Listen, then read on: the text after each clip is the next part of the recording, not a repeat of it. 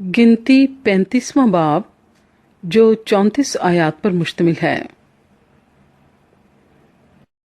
फिर खुदावंद ने मोआब के मैदानों में जो यरूहू के मुकाबिल यरदन के किनारे वाक़ हैं मूसा से कहा कि बनी इसराइल को हुक्म कर कि अपनी मीरास में से जो उनके तसर्रुफ में आए लावियों को रहने के लिए शहर दें, और उन शहरों की नवाही भी तुम लावियों को दे देना।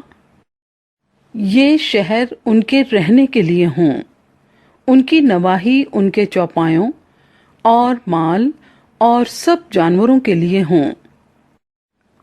और शहरों की नवाही जो तुम लावियों को दो वो हर शहर की दीवार से शुरू करके बाहर चारों तरफ 1000 हाथ के फेर में हों। और तुम शहर के बाहर मशरिक की तरफ 2000 हाथ और जनूब की तरफ 2000 हाथ और मगरिब की तरफ 2000 हाथ और शुमाल की तरफ 2000 हाथ इस तरह पैमाइश करना कि शहर उनके बीच में आ जाए। उनके शहरों की इतनी ही नवाही हों। और लावियों के उन शहरों में से जो तुम उनको दो 6 पनाह के शहर ठहरा देना जिनमें खूनी भाग जाएं। इन शहरों के अलावा 42 शहर और उनको देना, यानी सब मिलाकर 48 शहर लावियों को देना। और इन शहरों के साथ इनकी नवाही भी हों। और वो शहर बनी इसराइल की मिरास में से यूं दिए जाएं, जिनके कब्जे में बहुत से शहर हों उनसे बहुत, और जिनके पास थोड़े हों उनसे थोड़े शहर लेना। हर कबीला अपनी मिरास के मुताबिक जिसका वो वारिस हो लावियों के लिए शहर दे। और खुदावंद ने मूसा से कहा कि बनी इसराइल से कह दे कि जब तुम यरदन को अबूर करके मुल्के कनान में पहुंच जाओ तो तुम कई ऐसे शहर मुकर्रर करना जो तुम्हारे लिए पनाह के शहर हों, ताकि वो खूनी जिससे सहमन खून हो जाए वहां भाग जा सके। इन शहरों में तुमको इंतकाम लेने वाले से पनाह मिलेगी, ताकि खूनी जब तक वो फैसले के लिए जमात के आगे हाजिर ना हो तब तक मारा ना जाए। और पनाह के जो शहर तुम दोगे वो 6 हों। 3 शहर तो यरदन के पार और 3 मुल्के कनान में देना। ये पनाह के शहर होंगे। इन 6 शहरों में बनी इसराइल को और उन मुसाफिरों और परदेसियों को जो तुम में पूदोबाश करते हैं पनाह मिलेगी, ताकि जिस किसी से सहमन खून हो जाए वो वहां भाग जा सके। और अगर कोई किसी को लोहे के हथियार से ऐसा मारे कि वो मर जाए तो वो खूनी ठहरेगा और वो खूनी जरूर मारा जाए। या अगर कोई ऐसा पत्थर हाथ में लेकर जिससे आदमी मर सकता हो किसी को मारे और वो मर जाए तो वो खूनी ठहरेगा और वो खूनी जरूर मारा जाए। या अगर कोई चौबी आला हाथ में लेकर जिससे आदमी मर सकता हो किसी को मारे और वो मर जाए तो वो खूनी ठहरेगा और वो खूनी जरूर मारा जाए। खून का इंतकाम लेने वाला खूनी को आप ही कत्ल करे।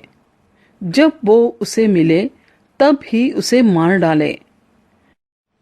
और अगर कोई किसी को अदावत से धकेल दे या घात लगाकर कुछ उस पर फेंक दे और वो मर जाए, या दुश्मनी से उसे अपने हाथ से ऐसा मारे कि वो मर जाए, तो वो जिसने मारा हो जरूर कत्ल किया जाए, क्योंकि वो खूनी है।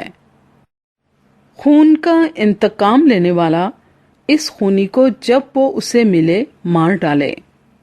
پر اگر کوئی کسی کو بغیر عداوت کے ناگہاں دھکیل دے یا بغیر گھات لگائے اس پر کوئی چیز ڈال دے یا اسے بغیر دیکھے کوئی ایسا پتھر اس پر پھینکے جس سے آدمی مر سکتا ہو اور وہ مر جائے، پر یہ نہ تو اس کا دشمن اور نہ اس کے نقصان کا خواہاں تھا، تو جماعت ایسے قاتل اور خون کے انتقام لینے والے کے درمیان ان ہی احکام کے موافق فیصلہ کرے، اور جماعت اس قاتل کو خون کے انتقام لینے والے کے ہاتھ سے چھڑائے، اور جماعت ہی اسے پناہ کے اس شہر میں جہاں وہ بھاگ گیا تھا واپس پہنچوا دے۔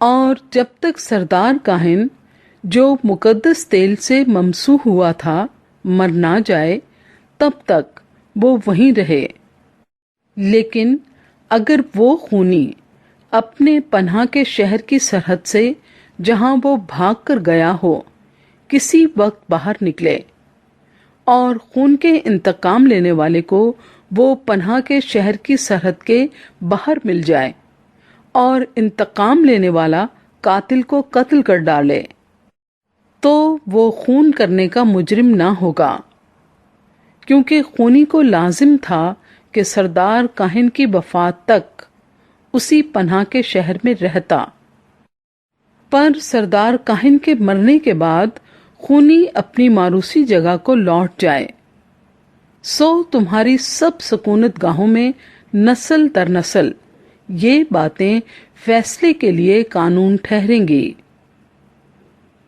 اگر کوئی کسی کو مار ڈالے تو قاتل گواہوں کی شہادت پر قتل کیا جائے، پر ایک گواہ کی شہادت سے کوئی مارا نہ جائے، اور تم اس قاتل سے جو واجب القتل ہو دیت نہ لینا، بلکہ وہ ضرور ہی مارا جائے، اور تم اس سے بھی جو کسی پناہ کے شہر کو بھاگ گیا ہو اس غرض سے دیت نہ لینا کہ وہ سردار کاہن کی موت سے پہلے پھر ملک میں رہنے کو لوٹنے پائے، سو تم اس ملک کو جہاں تم رہو گے ناپاک نہ کرنا، کیونکہ خون ملک کو ناپاک کر دیتا ہے، اور اس ملک کے لیے جس میں خون بہایا جائے سوائے قاتل کے خون کے اور کسی چیز کا کفارہ نہیں لیا جا سکتا۔